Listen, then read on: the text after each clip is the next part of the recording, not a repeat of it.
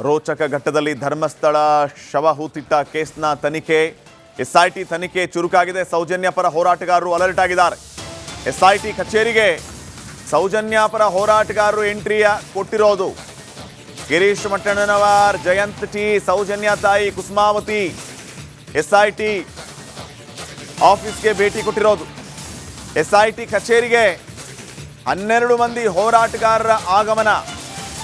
ಧರ್ಮಸ್ಥಳ ಗ್ರಾಮದಲ್ಲಿ ಅಸಹಜ ಸಾವು ಹಿನ್ನೆಲೆ ಯುಡಿಆರ್ ಆಗದ ಪ್ರಕರಣಗಳ ಬಗ್ಗೆ ದೂರು ಕೊಡುವ ಸಾಧ್ಯತೆ ಇದೆ.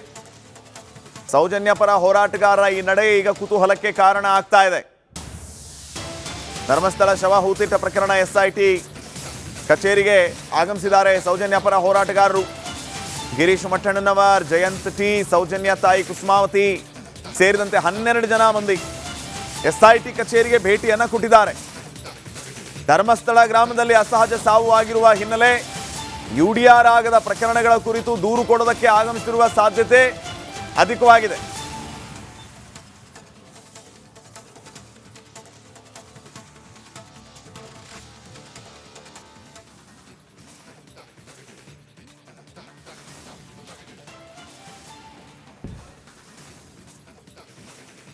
ವಿಕ್ಟಿಮ್ ಫ್ಯಾಮಿಲಿ ಏನೇನಿದ್ದಾರೆ ಅದರಲ್ಲಿ ಪ್ರಮುಖವಾಗಿ ವೇದವಲ್ಲಿ ಕುಟುಂಬದ ಸದಸ್ಯರಿದ್ದಾರೆ, ಪದ್ಮಲತಾ ಕುಟುಂಬದ ಸದಸ್ಯರು ಮತ್ತು ಸ್ವತಃ ಸೌಜನ್ಯಳ ತಾಯಿ ಮತ್ತು ಆ್ಯಕ್ಟಿವಿಸ್ಟು ಮತ್ತು ಒಂದಿಷ್ಟು ಜನ ಯೂಟ್ಯೂಬರ್ಸು ಸೇರಿಕೊಂಡು ಈ ಒಂದು ದೂರನ್ನು ಕೊಟ್ಟಿದ್ದೀವಿ. ಈ ದೂರಿನ ಒಂದು ಸಾರಾಂಶ ಏನು ಅಂತ ಹೇಳಿದರೆ, ನೀವು ಪ್ರತ್ಯೇಕ FIRಗಳನ್ನು ಹಾಕಿ. ಇಲ್ಲಿವರೆಗೆ ಪ್ರತ್ಯೇಕ FIR ಹಾಕಿಯೇ ಇಲ್ಲ. ನಾವು ಬೆಳ್ತಂಗಡಿ ಪೊಲೀಸ್ ಸ್ಟೇಷನ್ಗೆ ಮಾಹಿತಿಗಳನ್ನು ಕೇಳಿದಾಗ ಒಂಥರ ಹೋಲ್ಸೇಲ್ ಥರ ಕೊಟ್ಬಿಡ್ತಾರೆ. ಪೂರ್ತಿಯಾಗಿ ಒಂದು 10, 20, 30 ಪೇಜ್ ಕೊಟ್ಬಿಡ್ತಾರೆ. 10 ವರ್ಷದಲ್ಲಿ ಇಷ್ಟಾದು, 5 ವರ್ಷದಲ್ಲಿ ಇಷ್ಟಾದು. ಬಟ್ FIR ಎಲ್ಲಿ? ಅದರದ್ದು ರಿಪೋರ್ಟ್ ಎಲ್ಲಿ?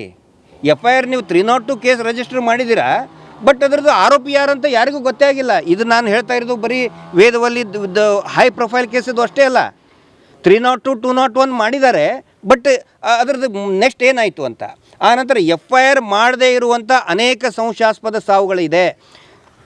ನೋಡಿ, ಒಂದು ಅನ್ಯಾಚುರಲ್ ಡೆತ್ ರಿಪೋರ್ಟ್ ಬಗ್ಗೆ ಯಾವ ರೀತಿ ತನಿಖೆ ಮಾಡಬೇಕು, ಇಂಟ್ರಾಗೇಷನ್ ಮಾಡಬೇಕು ಅಂತೆಲ್ಲೇ the Karnataka investigation of unnatural deaths and conduct of inquest rules 2004 ಅಂತ ಇದೆ. ಇಲ್ಲಿ ಯಾವ ದಿನ ಡೆಡ್ ಬಾಡಿ ಸಿಗುತ್ತೋ ಅದೇ ದಿನವೇ ಅದನ್ನು ದಫನ್ ಮಾಡಿಬಿಡ್ತಾರೆ, which is absolutely against the rules. ಕಾನೂನಿನ ಸಂಪೂರ್ಣ ವಿರೋಧಿನೇ ಇದೆ ಅದು. ಈಗ 2010ರಲ್ಲಿ ನಾವು ನೋಡಿದ್ದೀವಿ, ತೋರಿಸಿದ್ದೀನಿ ಲಾಸ್ಟ್ ಟೈಮ್ ಬಂದಾಗೂ ಕೂಡ. ಪಂಚಾಯತಿ ಕೊಟ್ಟಂಥ ದಾಖಲೆ ಇಟ್ಕೊಂಡು ನಾವು ಮಾಡ್ತಾ ಇರ್ತೀವಿ. ಯಾರೋ ಒಬ್ರು ಹೇಳಿಬಿಟ್ರು ಅದ್ರ ಮೇಲಲ್ಲ, ಪಂಚಾಯತಿಯವರು ಕೊಟ್ಟಂಥ ದಾಖಲೆ, ಆನಂತರ ಪೊಲೀಸ್ ಠಾಣೆ ಕೊಟ್ಟಂಥ ದಾಖಲೆ, ಅದರ ಆಧಾರದ ಮೇಲೆ ಈ ಒಂದು ದೂರನ್ನು ಕೊಟ್ಟಿದ್ದೀವಿ ನಾವು. It is not only a petition, ಇದು ಒಂದು ದೂರು ಕೊಟ್ಟಿದ್ದೀವಿ ನಾವು.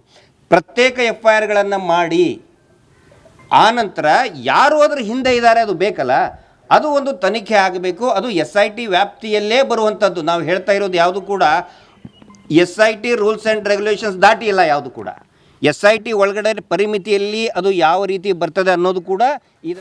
ರೋಚಕ ಘಟ್ಟದಲ್ಲಿ ಧರ್ಮಸ್ಥಳ ಶವ ಹೂತಿಟ್ಟ ಕೇಸ್ನ ತನಿಖೆ SIT ತನಿಖೆ ಚುರುಕಾಗಿದೆ. ಸೌಜನ್ಯ ಪರ ಹೋರಾಟಗಾರರು ಅಲರ್ಟ್ ಆಗಿದ್ದಾರೆ. SIT ಕಚೇರಿಗೆ ಸೌಜನ್ಯ ಪರ ಹೋರಾಟಗಾರರು ಎಂಟ್ರಿಯ ಕೊಟ್ಟಿರೋದು. ಗಿರೀಶ್ ಮಟ್ಟಣ್ಣನವರ್, ಜಯಂತ್ ಟಿ, ಸೌಜನ್ಯ ತಾಯಿ ಕುಸುಮಾವತಿ SIT ಆಫೀಸ್ಗೆ ಭೇಟಿ ಕೊಟ್ಟಿರೋದು. SIT ಕಚೇರಿಗೆ 12 ಮಂದಿ ಹೋರಾಟಗಾರರ ಆಗಮನ. ಧರ್ಮಸ್ಥಳ ಗ್ರಾಮದಲ್ಲಿ ಅಸಹಜ ಸಾವು ಹಿನ್ನೆಲೆ UDR ಆಗದ ಪ್ರಕರಣಗಳ ಬಗ್ಗೆ ದೂರು ಕೊಡುವ ಸಾಧ್ಯತೆ ಇದೆ. ಸೌಜನ್ಯ ಪರ ಹೋರಾಟಗಾರರ ಈ ನಡೆ ಈಗ ಕುತೂಹಲಕ್ಕೆ ಕಾರಣ ಆಗ್ತಾ ಇದೆ. ಧರ್ಮಸ್ಥಳ ಶವ ಹೂತಿಟ್ಟ ಪ್ರಕರಣ SIT ಕಚೇರಿಗೆ ಆಗಮಿಸಿದ್ದಾರೆ ಸೌಜನ್ಯ ಪರ ಹೋರಾಟಗಾರರು. ಗಿರೀಶ್ ಮಟ್ಟಣ್ಣನವರ್, ಜಯಂತ್ ಟಿ, ಸೌಜನ್ಯ ತಾಯಿ ಕುಸುಮಾವತಿ ಸೇರಿದಂತೆ 12 ಜನ ಮಂದಿ SIT ಕಚೇರಿಗೆ ಭೇಟಿಯನ್ನು ಕೊಟ್ಟಿದ್ದಾರೆ. ಧರ್ಮಸ್ಥಳ ಗ್ರಾಮದಲ್ಲಿ ಅಸಹಜ ಸಾವು ಆಗಿರುವ ಹಿನ್ನೆಲೆ UDR ಆಗದ ಪ್ರಕರಣಗಳ ಕುರಿತು ದೂರು ಕೊಡೋದಕ್ಕೆ ಆಗಮಿಸಿರುವ ಸಾಧ್ಯತೆ ಅಧಿಕವಾಗಿದೆ.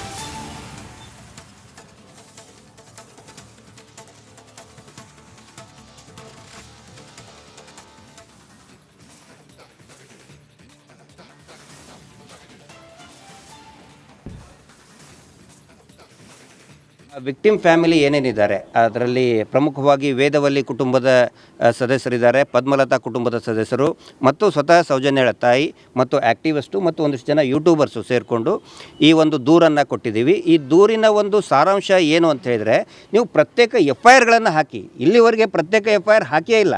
ನಾವು ಬೆಳ್ತಂಗಡಿ ಪೊಲೀಸ್ ಸ್ಟೇಷನ್ಗೆ ಮಾಹಿತಿಗಳನ್ನು ಕೇಳಿದಾಗ ಒಂಥರ ಹೋಲ್ಸೇಲ್ ಥರ ಕೊಟ್ಬಿಡ್ತಾರೆ, ಪೂರ್ತಿಯಾಗಿ ಒಂದು 10, 20, 30 ಪೇಜ್ ಕೊಟ್ಬಿಡ್ತಾರೆ. 10 ವರ್ಷದಲ್ಲಿ ಇಷ್ಟಾದು, 5 ವರ್ಷದಲ್ಲಿ ಇಷ್ಟಾದು. ಬಟ್ FIR ಎಲ್ಲಿ? ಅದರದ್ದು ರಿಪೋರ್ಟ್ ಎಲ್ಲಿ? FIR ನೀವು 302 ಕೇಸ್ ರಿಜಿಸ್ಟರ್ ಮಾಡಿದ್ದೀರಾ, ಬಟ್ ಅದರದ್ದು ಆರೋಪಿ ಯಾರಂತ ಯಾರಿಗೂ ಗೊತ್ತೇ ಆಗಿಲ್ಲ. ಇದು ನಾನು ಹೇಳ್ತಾ ಇರೋದು ಬರೀ ವೇದವಲ್ಲಿ ಹೈ ಪ್ರೊಫೈಲ್ ಕೇಸದು ಅಷ್ಟೇ ಅಲ್ಲ. 302, 201 ಮಾಡಿದ್ದಾರೆ, ಬಟ್ ಅದರದ್ದು ನೆಕ್ಸ್ಟ್ ಏನಾಯಿತು ಅಂತ. ಆನಂತರ FIR ಮಾಡದೇ ಇರುವಂಥ ಅನೇಕ ಸಂಶಯಾಸ್ಪದ ಸಾವುಗಳಿದೆ. ನೋಡಿ, ಒಂದು ಅನ್ಯಾಚುರಲ್ ಡೆತ್ ರಿಪೋರ್ಟ್ ಬಗ್ಗೆ ಯಾವ ರೀತಿ ತನಿಖೆ ಮಾಡಬೇಕು, ಇಂಟ್ರಾಗೇಷನ್ ಮಾಡಬೇಕು ಅಂತೆಲ್ಲೇ the Karnataka investigation of unnatural deaths and conduct of inquest rules 2004 ಅಂತ ಇದೆ. ಇಲ್ಲಿ ಯಾವ ದಿನ ಡೆಡ್ ಬಾಡಿ ಸಿಗುತ್ತೋ ಅದೇ ದಿನವೇ ಅದನ್ನು ದಫನ್ ಮಾಡಿಬಿಡ್ತಾರೆ, which is absolutely against the rules. ಕಾನೂನಿನ ಸಂಪೂರ್ಣ ವಿರೋಧಿನೇ ಇದೆ ಅದು. ಈಗ 2010ರಲ್ಲಿ ನಾನು ನೋಡಿದ್ದೀವಿ, ತೋರಿಸಿದ್ದೀನಿ ಲಾಸ್ಟ್ ಟೈಮ್ ಬಂದಾಗೂ ಕೂಡ. ಪಂಚಾಯತಿ ಕೊಟ್ಟಂಥ ದಾಖಲೆ ಇಟ್ಕೊಂಡು ನಾವು ಮಾಡ್ತಾ ಇರ್ತೀವಿ. ಯಾರೋ ಒಬ್ರು ಹೇಳಿಬಿಟ್ರು ಅದ್ರ ಮೇಲಲ್ಲ, ಪಂಚಾಯತಿ ಅವರು ಕೊಟ್ಟಂಥ ದಾಖಲೆ, ಆನಂತರ ಪೊಲೀಸ್ ಠಾಣೆ ಕೊಟ್ಟಂಥ ದಾಖಲೆ, ಅದರ ಆಧಾರದ ಮೇಲೆ ಈ ಒಂದು ದೂರನ್ನು ಕೊಟ್ಟಿದ್ದೀವಿ ನಾವು. It is not only a petition, ಇದು ಒಂದು ದೂರು ಕೊಟ್ಟಿದ್ದೀವಿ ನಾವು. ಪ್ರತ್ಯೇಕ FIRಗಳನ್ನು ಮಾಡಿ ಆನಂತರ ಯಾರು ಅದರ ಹಿಂದೆ ಇದ್ದಾರೆ ಅದು ಬೇಕಲ್ಲ, ಅದು ಒಂದು ತನಿಖೆ ಆಗಬೇಕು. ಅದು SIT ವ್ಯಾಪ್ತಿಯಲ್ಲೇ ಬರುವಂಥದ್ದು. ನಾವು ಹೇಳ್ತಾ ಇರೋದು ಯಾವುದು ಕೂಡ SIT ರೂಲ್ಸ್ ಆ್ಯಂಡ್ ರೆಗ್ಯುಲೇಷನ್ಸ್ ದಾಟಿ ಇಲ್ಲ ಯಾವುದು ಕೂಡ. SIT ಒಳಗಡೆ ಪರಿಮಿತಿಯಲ್ಲಿ ಅದು ಯಾವ ರೀತಿ ಬರ್ತದೆ ಅನ್ನೋದು ಕೂಡ ರೋಚಕ ಘಟ್ಟದಲ್ಲಿ ಧರ್ಮಸ್ಥಳ ಶವ ಹೂತಿಟ್ಟ ಕೇಸ್ನ ತನಿಖೆ, SIT ತನಿಖೆ ಚುರುಕಾಗಿದೆ. ಸೌಜನ್ಯ ಪರ ಹೋರಾಟಗಾರರು ಅಲರ್ಟ್ ಆಗಿದ್ದಾರೆ.